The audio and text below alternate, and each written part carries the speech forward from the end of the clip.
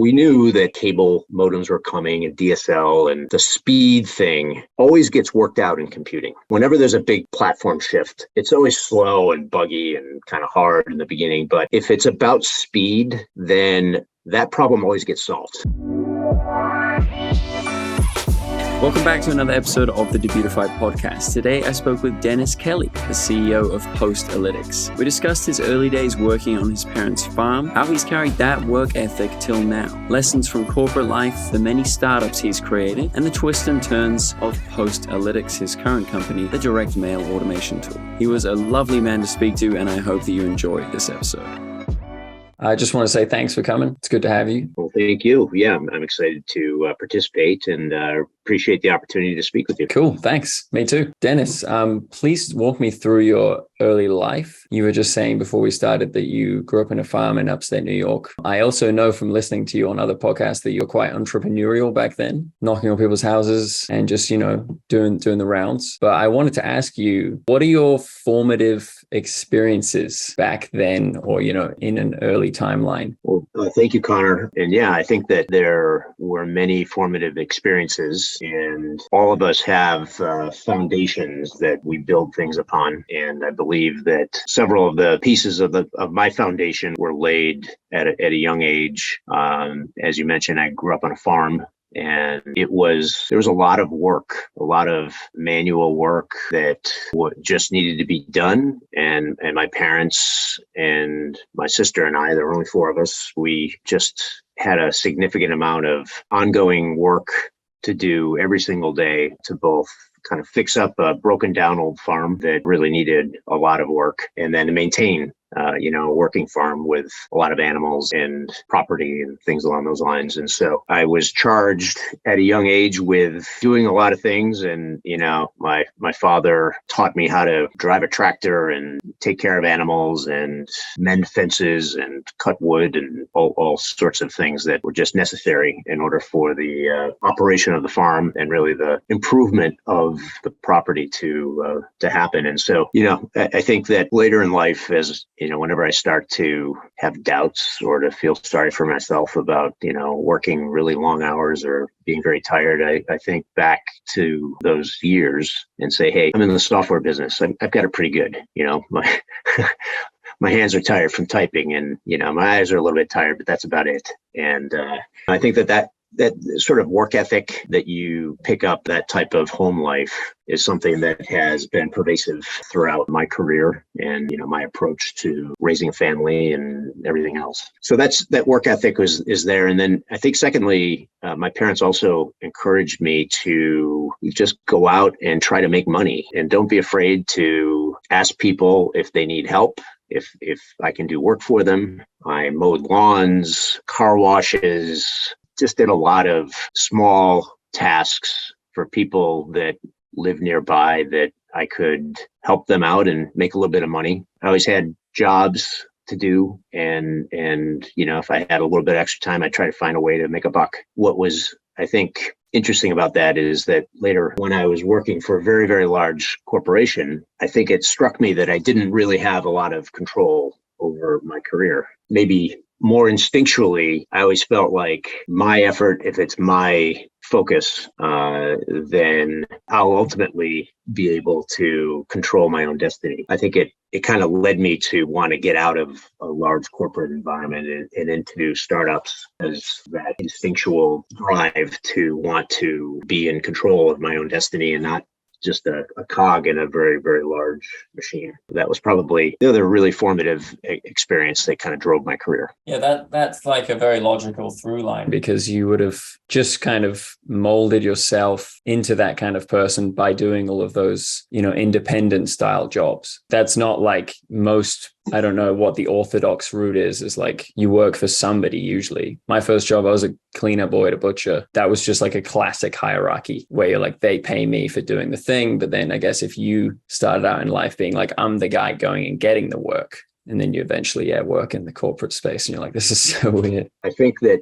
the experience I had in the corporate world was wonderful from a lot of perspectives. I met great people and I got great training. When I was a young guy knocking on doors, trying to, drum up work. It was a form of sales, but that first corporate job that I had, they really invested in strong formal training, and in particular in sales. That was a great foundation piece as well. An entrepreneurial career, you're always selling. You're always stating your case to somebody and getting that formalized training and drilling and practice on presentation skills and organizing your thoughts and leading customers through a sales process was also very, very important. Let's tidy up the timeline. So what's this big corporate company, and whereabouts is that in your life? I graduated from college in 1987.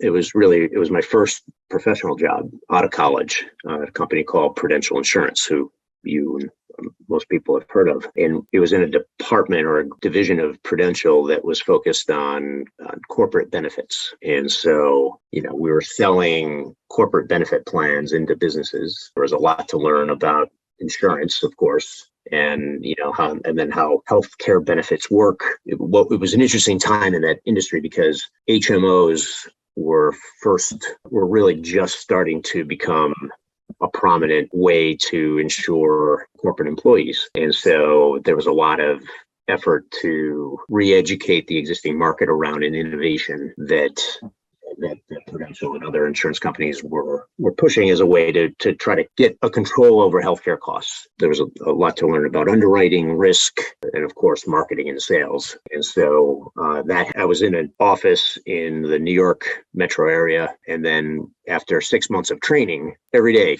training on all these different topics and primarily on sales, then placed out into a field office in Manhattan where I worked with a very large group of senior salespeople and very strong manager who ran that office, the vice president who had been with the company for 35 years. And I think it was the largest sales office in the country for Prudential. And so there's a lot of great mentoring and guidance that was delivered. And I was able to watch a very mature organization and how it works. But at the end of the day, I had to go and knock on doors and try to find business.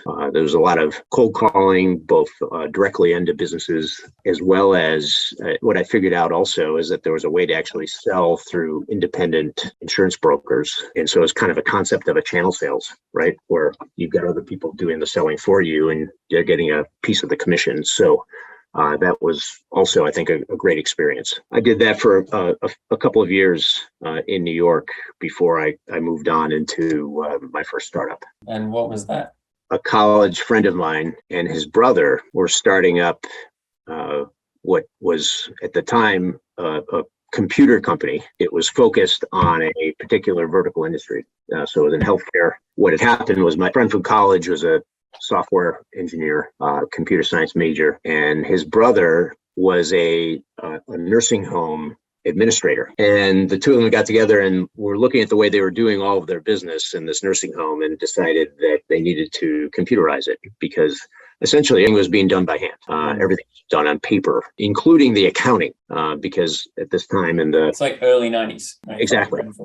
Early 90s. Many businesses had still not computerized their basic accounting practices. In the nursing home industry, or I should say long-term care, because it encompasses assisted living and other segments, the billing is very specialized. The accounting is very specialized because they all have to report to the government everything that they're doing, at both at the state level and the federal level, for a lot of regulatory reasons. And so there was need for very specific types of accounting. I knew I wanted to get into a startup. I was hearing all about how the people in tech were doing great and computers are the future. And I didn't know anything about computers, but I knew that was directionally probably a good move. So I quit my job and moved to Boston, jumped into this little startup with my friend, his brother, and his brother's wife. And we had literally no idea what we were doing. And it was a very, very tough couple of years. They had bought a piece of hardware from a computer company called Quantel. And back in those days, there were all these computer companies that were building their own equipment as well as their own operating systems and development environments. And so you'd buy a computer for $100,000 as a small business, which is kind of crazy. and then you'd get some basic software, but then people would have to write the software to actually do things. In-house as well. Yeah. Everything in-house. So they had bought this computer from a company called Quantel, and my friend started programming the basic accounting principles in this particular system. So in order for us to sell it, we had to sell this piece of equipment too. We couldn't just drop it in PCs, because PCs didn't exist, and so there was no internet. There wasn't even networking. These were these kind of computers that the size of a desk that had these black and green terminals hanging off. So the workflow is, just before you move on, you put it in that only in that model. Every single time it comes in, you program it, you put it out. Yeah. So you could write the software once, and then so it would happen. If we'd sell a customer, which was not that often. 100 grand. We would schedule this hardware install, which would take 6 weeks to get set up and configured. And then we would come in and spend like 2 days loading up our custom software, and then begin training folks on how to change their accounting process from something that is handwritten to something that is now being done through some automation. That's pretty cutting edge. That must have felt really cool. It certainly did, but it was such a kind of a mismatch in the, I guess today we call it product market fit, right? So this is generally an industry of small to mid-sized businesses with professional staff of 25 to 30 people that are running these nursing homes. And while the goal of automation was certainly something that made sense, it was just a huge amount of friction, huge hardware purchase, huge amount of time, massive investment to change these processes. So it was slow, and it was hard, and we weren't making any money, but we were so lucky, because what ended up happening right at that time is that PCs started to really become a viable computing option. And so all of a sudden we were able to start selling Dell PCs, right, to these smaller businesses and network them together through a local area network, because Ethernet happened. So those two things happen, right, almost simultaneously in the computing industry. And then boom, all of these old line companies like that Quantel for $100,000, they just went away. And this whole new generation of hardware makers that were working on operating systems that would work across any type of computer happened. So then all of a sudden, you're not bound to a particular piece of hardware, and you can build software once and have it run on virtually all the types of computers that are out there, except for Apple. So all of a sudden, we just decided, all right, we're going to pull the plug on what we're doing. We basically laid off a bunch of people, put our heads down for a year, and rebuilt the software in a PC operating system that could work on a local area network. And it dropped our total cost of sale to a new customer by a factor of 4x. Instead of $150,000, we're talking $25,000, something along those lines. So it was just a drastic change in the fundamental economics of what we're doing. And these things happened completely out of our control. And it was just a macro level change that we happened to be in the right place at the right time. When I said we knew literally nothing about what we were doing, that's kind of the example right there. That is incredible. I was just listening to that thinking, I don't know why you did that.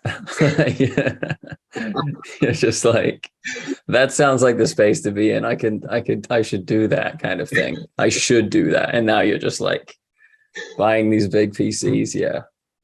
Yeah. So, you're 25 years old. Sometimes you don't make the best decisions, but it all ended up working out. The company ended up doing well, and I was kind of off to the races at that point. What was your next move then? So we sold that business eventually to a large healthcare IT company. I was VP of sales for them for a couple of years. Starting a family, the VP of sales job required a tremendous amount of travel. And, I knew I wanted to get back out on my own again. And so right along that time in the late 1990s, this was another huge platform shift, and that it would spawn a whole new generation of opportunity. I had some ideas that I was cultivating and talking to a lot of people about here in the Boston area, and I ended up connected with another guy, and we put together a business that was known as anyday.com. And it was one of the very first online calendar systems.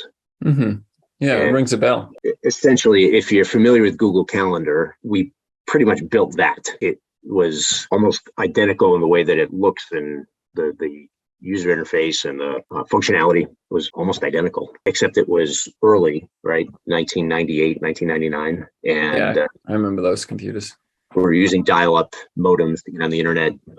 But we knew that cable modems were coming and DSL, and that it was, the speed thing always gets worked out in computing, right? Whenever there's a big platform shift, it's always slow and buggy and kind of hard in the beginning. But if it's about speed, then that problem always gets solved. By Moore's Law or by something else? By Moore's Law, by bandwidth, and there's a new type of network that happens. Like when the internet first came out, there just wasn't any bandwidth, but everybody could see that problem would be solved. When we hopped onto cell phones, there was very little bandwidth, right? You could only text message and, very, very little back and forth, but we knew that would be solved. Yeah. I think today in blockchain, I think we're kind of at a similar point where it's just this huge resource hog, and it's not efficient form of computing, but that will be solved. Yeah, the underlying principles of cryptography are useful enough so that we'll break through and make it efficient. Exactly. So that time in the late 90s, early 2000s was crazy from a kind of a startup perspective. And so we went and raised a bunch of venture capital, and I ended up meeting one of the most brilliant people I've ever met in my life is a venture capitalist named Brad Feld. He was on our board. He was on 17 boards all at the same time. And it was just a crazy time of life. Like a lot of venture-backed startups, the pressure was to grow and grow rapidly, and we did. Then as we saw the air being let out of the dot-com bubble, we were able to sell the business, have a good return for everybody, to a company called Palm. So Palm had really built the first commercially successful handheld computing device. And, they saw the fact that these are all going to be connected just like everybody else. And so they said, well, calendaring is a big part of what was being done in the Palm, but it was just being done locally and with local storage. And they needed to find a way to kind of tie that together with the internet. And so it was a strategic acquisition on their part to buy Anyday. Stayed at Palm for a couple of years. It was another, big corporation gone public, and stayed there and ran the kind of the web operations for them for a couple of years before I ended up moving on again. Wait, sorry. What do you mean by moving out again? Moving out on your own? Spending a lot of time in Silicon Valley, which was great. I loved the time and the people out there, but my family's back in Boston, and they were very young children. And it was very difficult, to be spending weeks every month out there. So you come back to Boston. Does this line up with Boeing? I don't know how to say it. Why don't we fast forward a little bit? I did a couple more startups.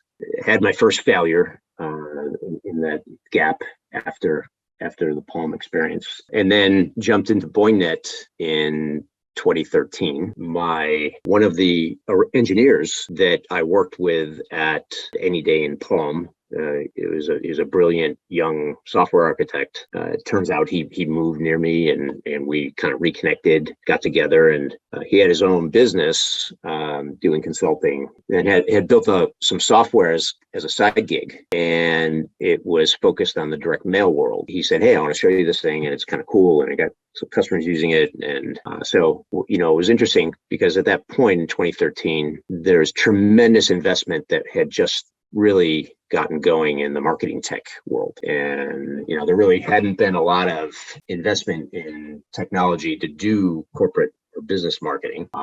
But marketing automation was becoming a thing. Companies like Pardot were blowing up, and HubSpot was getting going. And a lot of these kind of companies that had maybe been started in the late or say 2008, 2009 were really starting to get traction. And so then they were attracting more investment. And we thought, you know what, there's a lot going on here in marketing tech, and it's pretty much all email driven.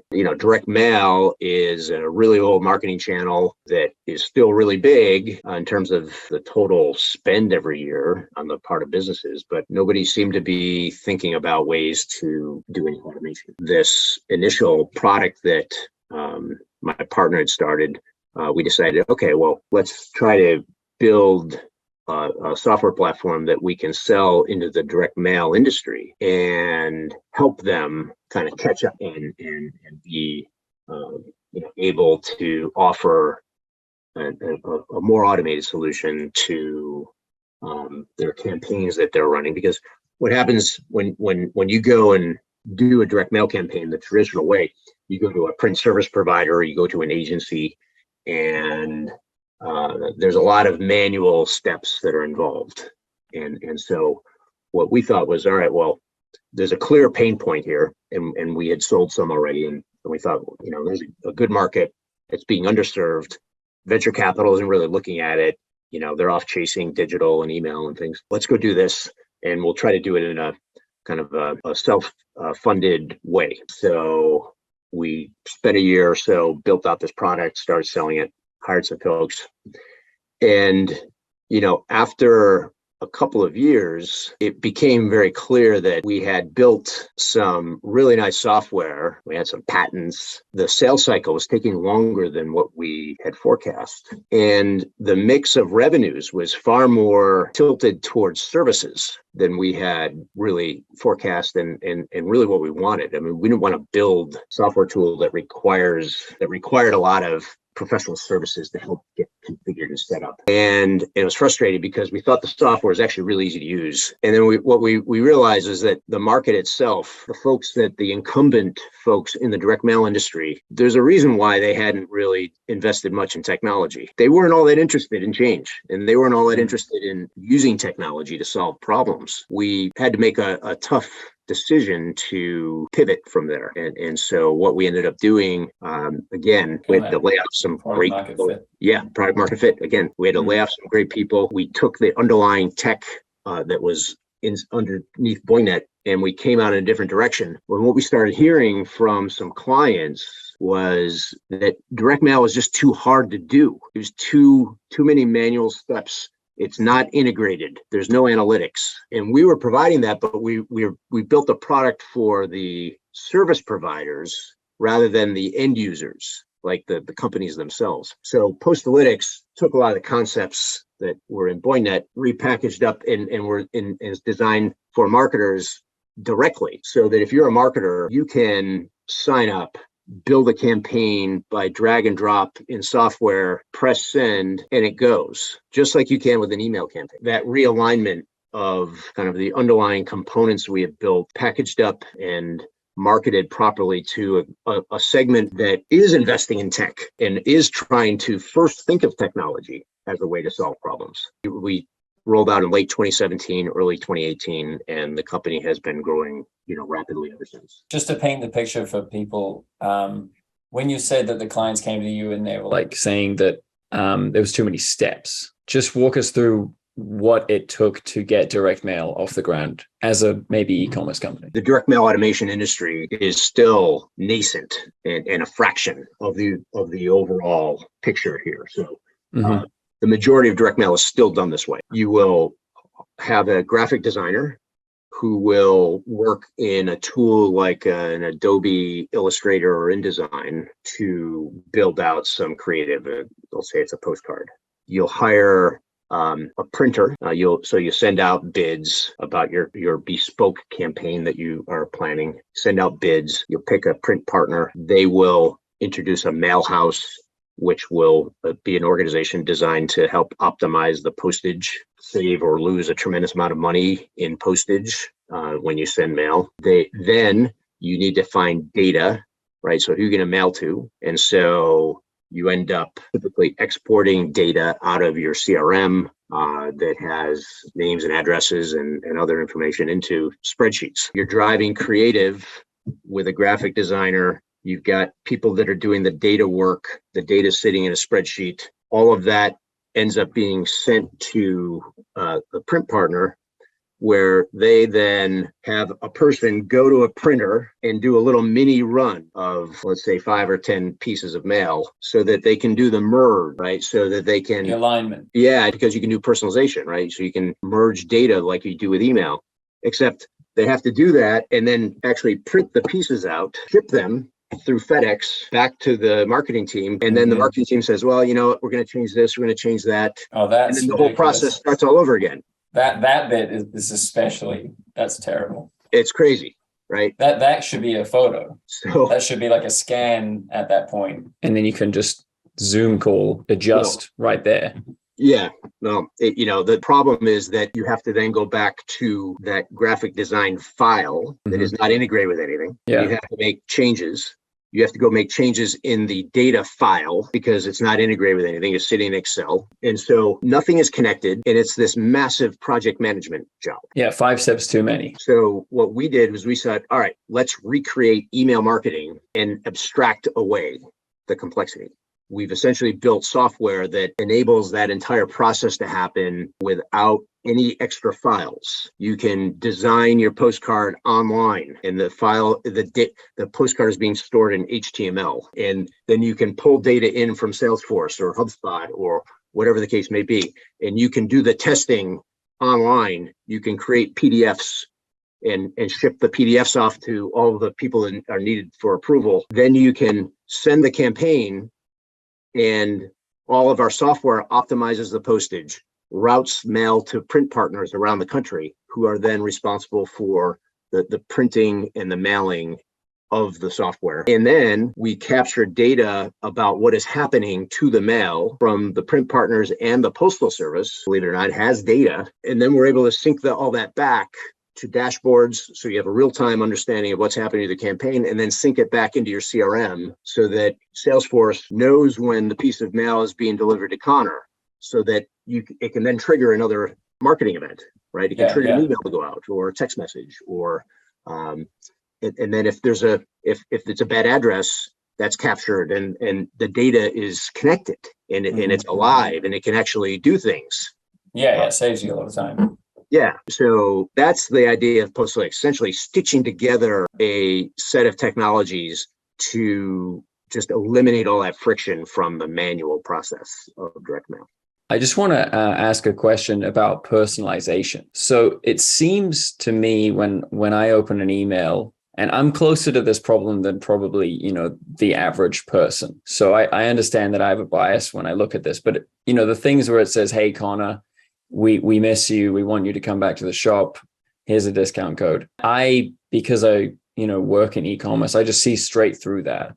And I'm like, you didn't write that for me. I gave you my name. I actually wrote that for myself, and I wonder what you think, having seen all of these changes, what do you think about personalization in the future? More and more people are savvy as to, basic personalization, like, hey, Connor. Yeah. Like everybody gets that. But now if you don't do that, it's almost like, what kind of company is this, right? Like they can't even use my name. They're using hi friend or, current resident or, whatever. What I think is more and more happening with personalization is that there are concepts around A, segmentation, and then B, dynamic content. One of the innovations that we've helped to bring to direct mail is this concept of triggered mail. It's very, very common in email, right? And that's what marketing automation did, right? So you can have HubSpot or Pardot or one of these marketing automation tools, and when a particular event happens, it triggers a single email to go out, right? And so you can do a lot of segmentation so that email that is going out is, specific to from a timing perspective. It is specific based on behavior. You haven't been online. You haven't bought anything from us in 6 months. Well, I need to reach out, right? So instead of some blast of 10,000 messages going out, it's one, and it is geared toward a specific behavior. So that segmentation is really important. And part of what we've done, we've enabled that to happen with print so that HubSpot can say, hey, Connor hasn't bought anything in 6 months. And in fact, he's not opened 5 of our last emails in a row. Let's try another channel.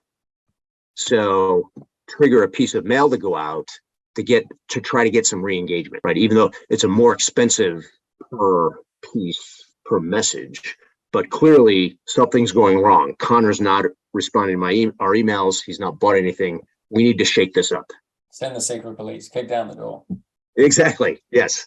So that concept of sending a triggered piece of mail is very new. It's been around in email for a while, but a physical piece is kind of the innovation there. And part of it is because of the economics of printing. As I mentioned, you got to have a person go and set up a printing press for a run.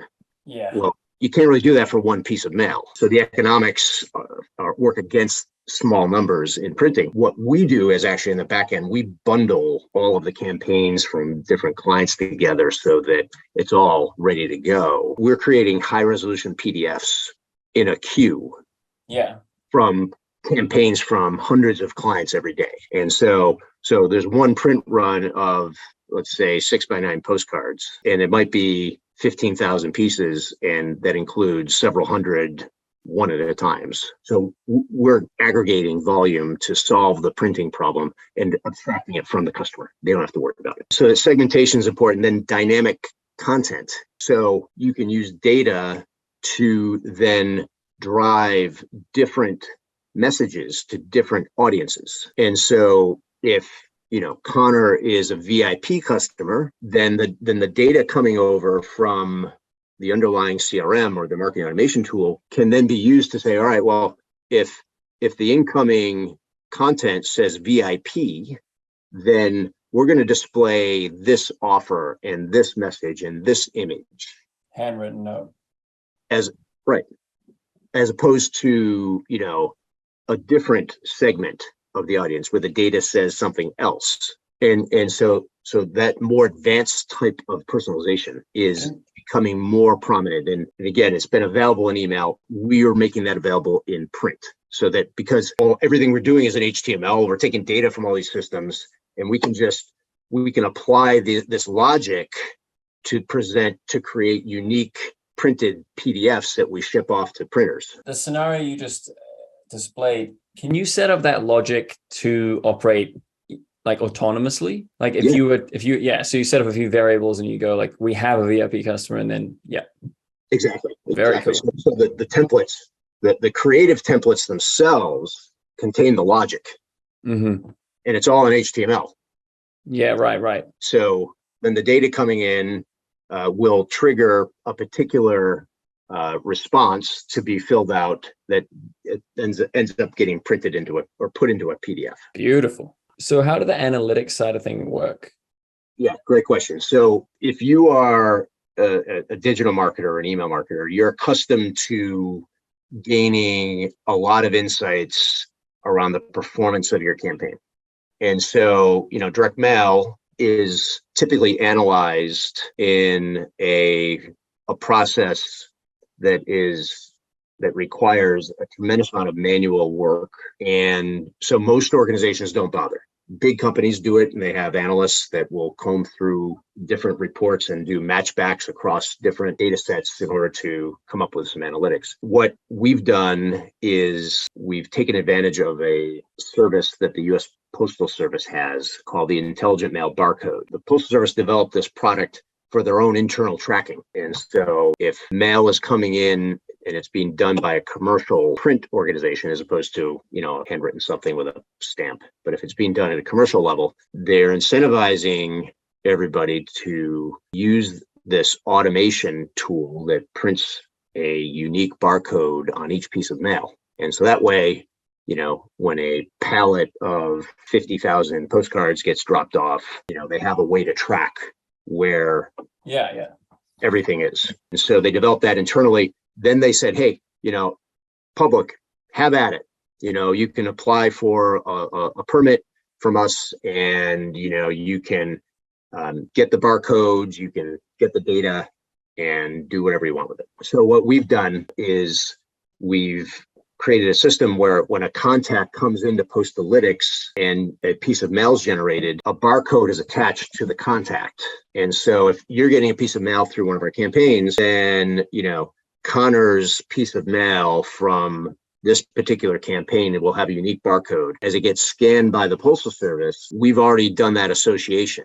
What we have to do then, there are something like 2,000 different scan events that they can come up with, obviously an overwhelming amount of information. So we filter out a lot of the information that is not useful for marketers and then provide the event data as steps of the timeline, right? So, when the mail is being addressed, that's supply chain, yeah. Exactly. And as it moves through the distribution process, those steps are being recorded and captured in a dashboard and synced back into our CRM and marketing automation tool partners through customized fields that we generate. Yeah. So then it's actionable and useful both visually to the marketer as well as to the broader understanding of what's going on with messaging for this particular client in the CRM. So that's a big part of it. And then the other thing we've done, and this is part of what we took forward from the original BoyNet product, we have a patented method of generating unique URLs and unique QR codes for each recipient of a mail campaign. So if you get a postcard and it's got a QR code on it, you scan it, what ends up happening is we are capturing the fact that it is Connor from this particular piece of mail, from this particular campaign, and then sending you off to the landing page that you are supposed to go to. And then we're able to track that in an analytics dashboard and then track your usage once you have responded. What else have you done? Have you hit a conversion goal? Yeah.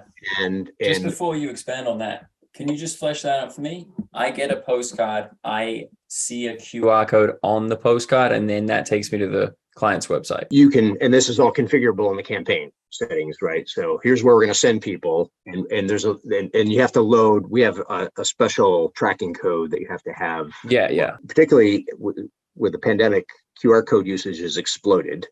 It's an easy way to onboard people from a physical item to a digital experience, and so it just makes a ton of sense. And what's unique is that we're tracking the fact that it's Connor and Dennis and Jennifer responding to their individual mail pieces from specific campaigns. That is in place from an analytics standpoint, and we're working on some other mechanisms for response, like text messaging and other things that utilize the same underlying framework of tracking. Is there anything that you wanted to touch on? I have a couple of bonus questions, but if there's anything that you wanted to speak about, we can do that. First, I'll just say that this has been really enjoyable. I enjoy talking about these things, and I think you've given me some great things to take a look at, and I particularly enjoy speaking to folks that have a kind of conceptual understanding of a lot of things that we're trying to do. I've told the story. The software is going great, and so I appreciate the opportunity to have this ability to speak to you. Thanks, Dennis. I would really love to do another episode maybe in a month or 2 months, and we can go deeper on these things, because your origin story is so interesting that I just kept digging into it. I was like, don't stop. But I would love to just see where else we can talk. Just say, where would you like me to point people to? Postalytics.com. Postal, P-O-S-T-A-L, Lytics, Y-T-I-C-S.com. It's a freemium offering. So we're taking a product-led growth model, and our part of how we're differentiating is really through our business model. That's a whole nother area I love to talk about, is product-led growth, and then the other part of our model, which is usage-based pricing. And so you can sign up for free, use the software, try it out, send yourself sample campaign very simply, very easily. And then, if you find value, you can engage with us, and we can help from a strategy perspective and with integrations and other more complex concepts. Thanks so much for listening to another episode of Debutify Podcast. If you want to be part of the show, just email us podcast@debutify.com or head over to debutify.com to learn more. Have a great day and good luck with everything.